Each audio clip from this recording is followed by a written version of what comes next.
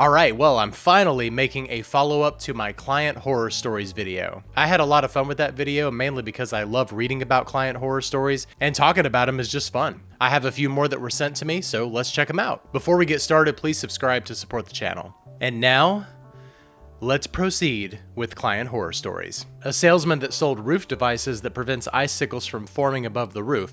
He wanted the icicles to be shaped like bombs on his business card. Bombs? I flat out told him it's being insensitive with this message because of the ongoing wars that are happening, and he would scare off future clients. Yeah, that's just one of the problems. But I had a sense of humor, so I asked about how it would look to have a guillotine from medieval times. It would actually have the same scare factor, but actually make sense. Is it weird that I see the connection? Okay, I honestly have nothing more to say about that one, so let's head to the next one. When I was approached by a local winemaker to design their new catalog, I thought it would be a straightforward project. Well, that's your first mistake right there. Little did I know that the winemaker, Frank, had a flair for the dramatic. I've dealt with those myself. At our first meeting, instead of discussing layouts or fonts, Frank excitedly proposed that each page of the catalog should be an interactive experience. Oh boy, Frank's got ideas. He envisioned a scratch and sniff section for each wine, complete with different textures to mimic the feel of the vineyards. Sure, we can do that. 100 grand. Imagine the Pinot Noir page could have a soft, velvety texture, just like the grape skins.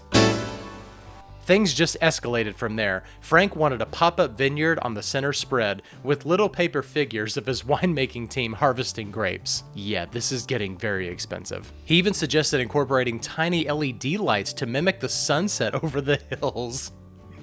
We could have a QR code that when scanned plays a symphony of corks popping and glasses clinking. Does he know what a catalog is? I tried to steer the conversation back to more practical elements, but Frank was on a roll. His finale was a fold-out map of the vineyard that doubled as a board game. Customers could play Race to the Cellar with little wine bottle tokens. Yeah, I mean, personally, every time I get a hold of a catalog, I wish it was a board game. After a few more outlandish suggestions, including a catalog cover that changed colors with the temperature to indicate the perfect serving conditions for each wine, it's actually not too bad. I realized I was way in over my head. Frank's boundless creativity was commendable, but I had to gently explain that we were designing a catalog, not producing the next blockbuster interactive book. Way to rein him in. Frank sounds like a lot. We finally settled on a more traditional layout, but not before Frank extracted a promise from me to include a small pop-up grapevine on the back cover. There might be extra fees. As I left the meeting, I couldn't help but chuckle. Sometimes the wine isn't the only thing with a lot of character. You got that right. I once had a client that was so all over the board that we never did actually come to a final decision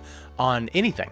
Even though we got along and really liked each other, we just decided to go our separate ways. When I was hired to design a website for a trendy new hair salon, I expected to deal with the usual request: a chic color scheme, a gallery of hairstyles, and a booking system. I actually used to design websites for hair salons, so that sounds exactly right. But Jenna, the salon owner, had some truly out-of-the-box ideas that took creative direction to a whole new level. At our initial meeting, Jenna burst into the room with a cascade of curls and enthusiasm, declaring that the website should be as fabulous and dynamic as a fresh blowout. Or you could simply tell the users to turn on a fan when they go to the website. Her first idea was to have the homepage mimic a hair transformation. As visitors scrolled down, the background would animate a series of haircuts and colors on a mannequin head, each more outrageous than the last. I mean, it kind of sounds doable. Imagine they start with a boring bob. By the time they reach the contact info, it's a rainbow-colored mohawk.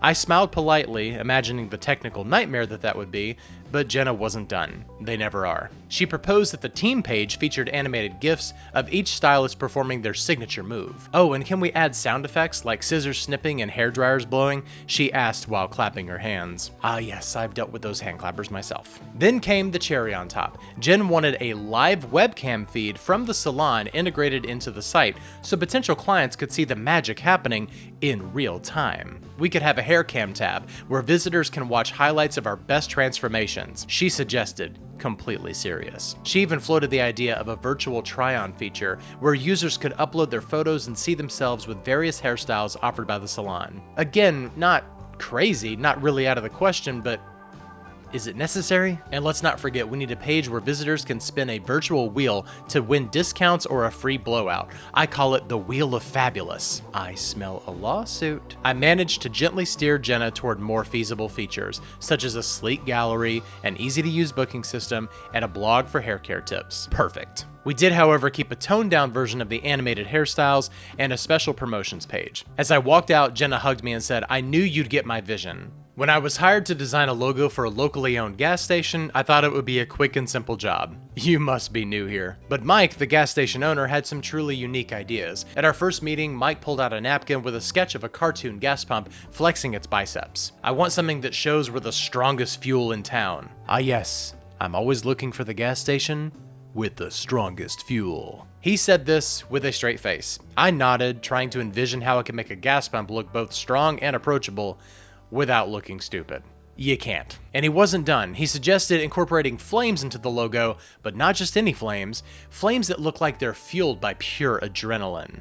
Just like in the movies when somebody grabs a syringe and somebody else says, "What's that?" and the guy goes, "Pure adrenaline." He wanted the gas pump mascot to have sunglasses and a bandana like a rock star. Welcome to 1986. Can we make it look like it's bursting out of the logo, like it's too powerful to be contained? I took a deep breath, thinking about how to tactfully explain the potential safety concerns of associating a gas station with literal flames.